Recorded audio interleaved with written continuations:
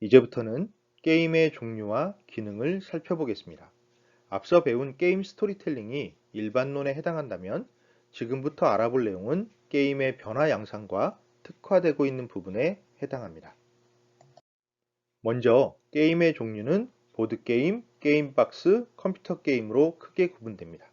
일단 보드게임, 흔히 게임이라고 하면 컴퓨터 게임만 생각하기 쉬운데 게임의 역사는 그보다 훨씬 오래되었습니다. 가장 먼저 있었던 게임은 보드게임이었고요. 카드, 주사위, 퍼즐 이런 것들이 해당합니다. 다른 것들은 대체로 이해가 되는데 퍼즐은 다소 의외지요. 원래 퍼즐이라는 말에는 문제풀이 등의 뜻도 있으니까 좀 넓은 의미로 보면 되겠습니다. 다음에 게임박스라는 것이 생겨요. 게임박스는 게임센터와 함께 혁명적인 도구였습니다. 게임센터, 한국에서는 오락실이라 부르는 곳들이 있었는데 여기에서 하던 게임이 아케이드 게임입니다.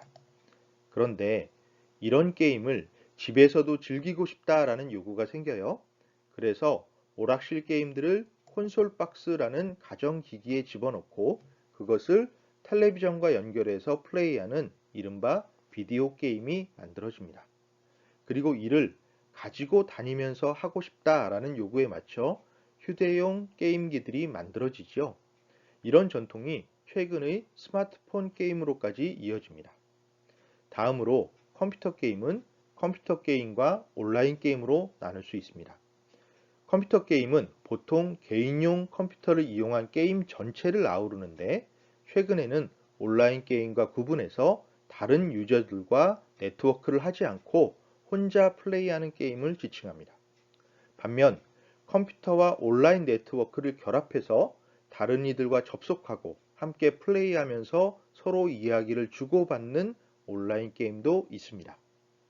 MMORPG, 즉 다중 접속 온라인 롤플레잉 게임이 여기에 해당하죠. 최근에는 온라인 게임이 대세입니다. 2010년대까지만 해도 이 온라인 게임 시장을 한국에서 선도했습니다. 하지만 지금은 대체로 중국이 이끌어가고 있어요. 아무래도 시장 규모가 크니까 그만큼 투자가 이루어질 수 있기 때문입니다. 여기에도 규모의 경제가 적용되는 것이죠. 그런데 게임의 변화는 아직 끝나지 않았습니다. 이런 것들도 나오고 있어요. 이것은 AR, 증강현실 게임입니다. 대표적인 사례로 포켓몬고가 있죠. 지도를 보면서 그 위에 가상 동물이 출현하도록 하고 이것을 수집하는 방식입니다. 그런데 AR은 앞으로 더 발전할 수 있다고 예상됩니다. 다른 사례를 보면 미식 축구 경기를 3차원 입체 화면으로 보고 있죠. 이런 기술이 이제는 간단한 장치를 통해서 충분히 구현될 수 있습니다. 그 다음은 칼라북에 색칠을 하는 게임인데요. 종이에 색칠을 하면 그것이 그대로 온라인 캐릭터에도 칠해지는 방식입니다. 어린이 교육용으로 활용할 여지가 있습니다. 증강현실, AR뿐만 아니라 가상현실, VR 게임도 있습니다. AR은 현실 공간 반, 가상 공간 반 이렇게 뒤섞여 나오는 것이고 VR은 현실 공간이 거의 없고 가상 공간이 핵심을 이루는 것입니다. 여기에서 보면 유저가 가상현실 안에 들어가 화살을 쏘지요. 이런 기술이 처음 만들어졌을 때는 대단한 것이었는데 지금은 이 정도는 애지간하면 다 만들 수 있는 수준이 되었습니다. 앞으로 기술이 발전할수록 더 많은 표현이 가능해지리라 예측됩니다. 다음은 기능성 게임에 대해 알아보겠습니다. 흔히 퓨전 게임이라고도 하고요. 시리어스 게임, 즉 더 강력한 게임이라고도 합니다. 게임의 재미 요소에 교육, 훈련, 사회적 문제 해결 등의 목적성을 부여한 게임인데요. 가령 비행기 조종사를 훈련시켜야 하는데 계속 실제 비행기로 연습을 하게 되면 비용이 너무 많이 들지요. 그래서 비행기 조종석을 모형으로 만들어 두고 비행 시 발생하는 것과 똑같은 가상의 환경을 경험하도록 유도하는 겁니다. 거기에서 수백 번, 수천 번 연습을 거듭하고요. 그러면 실제 비행 중 일부를 대체할 수 있습니다. 또 소방관 같은 경우에는 화재 상황을 염두에 두고 훈련을 해야 하는데 그렇다고 실제로 불을 내면 안 되겠죠.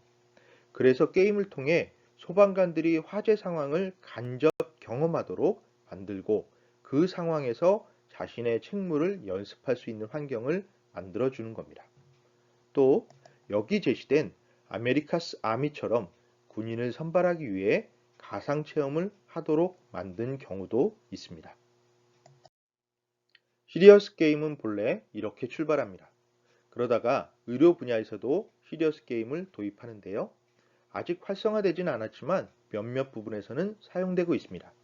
기초체력 훈련이 필요한 할머니, 할아버지 혹은 사고를 당해서 재활치료가 필요한 분들이 대상입니다. 운동을 해야 하는데 이런 분들은 치료 자체가 너무 힘들어요. 그를 위해 시리어스 게임이 만들어졌습니다. 고달픈 재활훈련을 어떻게 하면 재미있게 만들어 볼 수 있을까 하는 목적이 더해진 것이죠. 여러 가지 사례가 있는데 그 중에 하나가 러닝머신 주변 사방의 벽에 스크린을 설치한 게임입니다. 그리고 본인이 걷고 싶은 지역을 선정할 수 있도록 만들었습니다. 뉴욕 맨하튼일 수도 있고요. 지중해의 휴양도시일 수도 있고요. 사하라 사막이나 남극 대륙일 수도 있습니다. 어차피 가상현실이니까요. 미국에서 처음 실험을 했을 때 어떤 사람은 달 표면이나 바이칼 호수 위를 걷고 싶다고 선택하기도 했답니다. 그런데 환자들이 선택한 키워드 중에서 1등은 그런 곳이 아니었어요. 압도적으로 많은 사람들이 선택한 키워드는 My Home 이었습니다. 내 고향, 내 집, 내 가족에게 돌아가고 싶다는 소망이 반영된 결과겠죠. 이처럼 디지털 기술도 결국 인간의 감성이 더해져야 의미를 발휘할 수 있는 겁니다. 자, 다른 사례를 더 볼까요? 한자 교육에 도움이 되는 마법천자문 DS 사례는 지난 자료에서 이미 보았습니다. 또 시리어스 게임의 개념과 가정용 게임기가 결합된 닌텐도 시리즈들도 있어요.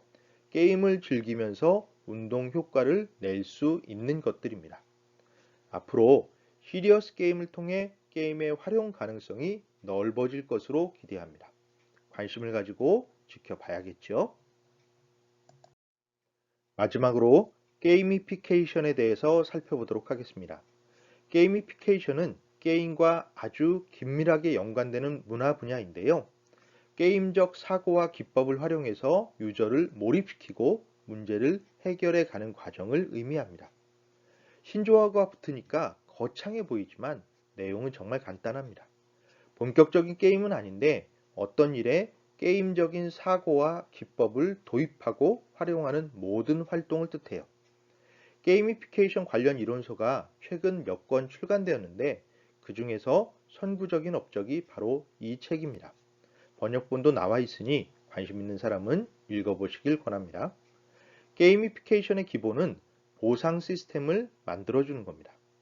그래서 자발적으로 즐기면서 활동을 하도록 유도하는 거예요. 여기에서 보상 시스템은 지위, 접근권, 권력, 물품으로 구분합니다. 화살표 방향으로 나갈수록 요구와 집착은 커지고 비용은 적게 들어요. 하나씩 살펴보겠습니다. 물품은 가장 손쉬운 것입니다. 선물을 하거나 굿즈를 판매하거나 상을 주면 됩니다. 이러면 관심이 높아지고 해당 조직의 충성도가 높아지죠. 관련 사례를 보겠습니다. 이게 뭘까요? 국립중앙박물관에서 팔기 시작하면서 엄청나게 인기를 끌었던 윤동주의 별 해는 밤 유리컵과 병입니다. 이 컵에 아이스 커피를 담으면 시 구절이 도드라져 보입니다. 별 하나의 사랑과 별 하나의 추억과 별 하나의 어머니 하는 바로 그 19절이요. 멋지지요? 이 윤동주 굿즈가 유명해지면서 국립중앙박물관을 비롯한 각종 전시관에서 개발과 디자인에 신경을 쓰기 시작했습니다. 인터넷 서점에서 판매하는 굿즈도 결과적으로는 같습니다. 일종의 미끼 상품이라고 할 수 있는데요. 그리고 저처럼 이런 미끼를 덥석 물어버리는 소비자도 많이 있습니다. 이렇게 물품으로 보상을 해주는 것이 보상 시스템의 가장 기본적인 형태입니다. 다음은 권력입니다. 이것도 대단한 것은 아니에요. 어떤 참가자를 스텝이나 크루로 인정하면 그의 충성도가 올라갑니다. 주최 측에서 보면 크게 무리가 되진 않아요. 기껏해야 티셔츠 몇 장, 증명서나 신분증 정도를 만들어주는 겁니다. 물품보다는 소속감을 키워주는 방식인 것이죠. 약간의 권력을 배분하는 방식이기도 합니다. 스태프들에게 일정한 결정권을 주는 것이니까요. 다음은 접근권을 통제하는 방법입니다. 이거 온라인 쇼핑몰에서 굉장히 많이 사용하는 방법인데요. 멤버의 등급을 나눕니다. 브론즈는 어디까지 할 수 있고 실버는 어디까지 접근 가능하고 골드에게는 어떤 혜택을 주고 VIP 전용 라운지를 제공한다든가 VIP 전용 콘서트를 연다든가 역시 같은 맥락입니다. 멤버를 차별하고 접근권을 제한하면서 보상을 주는 것이죠. 가장 효과적인 것은 지위입니다. 역시 대단한 것은 아닌데요. 배지를 주거나 레벨을 설정하거나 랭킹을 만들거나 혹은 트로피를 주는 방법이에요. 이거 정말 많이 쓰입니다. 가령 두 가지 사례가 있는데요. 하나는 지금 보이는 군대에서 주는 공수부대 마크입니다. 낙하산 모양이잖아요. 날개가 있고 낙하산 훈련을 받은 사람한테 이 배지를 하나 부여합니다. 그러면 이게 군인들 사이에는 굉장히 자랑거리가 되는 거예요. 그러면서 자신의 소속감이나 만족감이 확 올라가게 되는 거죠. 그래서 더 어렵고 힘든 훈련에 기꺼이 참여하게 되는 것이고요. 자, 다음은 보이스카우트, 걸스카우트에서 주는 배지입니다. 천으로 만든 것인데요. 대원들이 옆에다 잔뜩 달고 있는 그런 배지요. 어떤 교육을 이수해서 어떤 배지를 받았느냐 이런 게 또 경쟁이 되거든요. 레벨은 게임에서 몇 레벨에 오르셨습니다. 랭킹은 어떻게 바뀌었습니다. 트로피는 무엇을 주게 됩니다. 라고 알려주는 겁니다. 이런 것들이 다 소소하지만 적절한 보상을 제공해주면서 게임적인 재미를 형성해서 어떤 일에 효과적으로 몰입할 수 있게 만들어주는 도구라고 보면 되겠습니다. 이런 게이미피케이션은 현재 여러 분야에서 다양하게 활용되고 있고 앞으로 더욱더 많은 분야에서 사용될 용어이니 꼭 기억하시기 바랍니다. 자, 이렇게 해서 게임에 대한 공부를 마쳤습니다. 다음 시간에는 문화 콘텐츠 산업의 또 다른 주요 분야로 넘어가겠습니다. 지금까지 공부한 내용 반복해서 시청하면서 익히고 그 내용을 비판적으로 계승하면서 자신의 것으로 만들기를 당부합니다.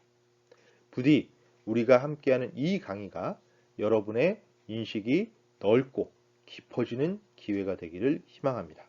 그럼 다음 시간에 만납시다. 감사합니다.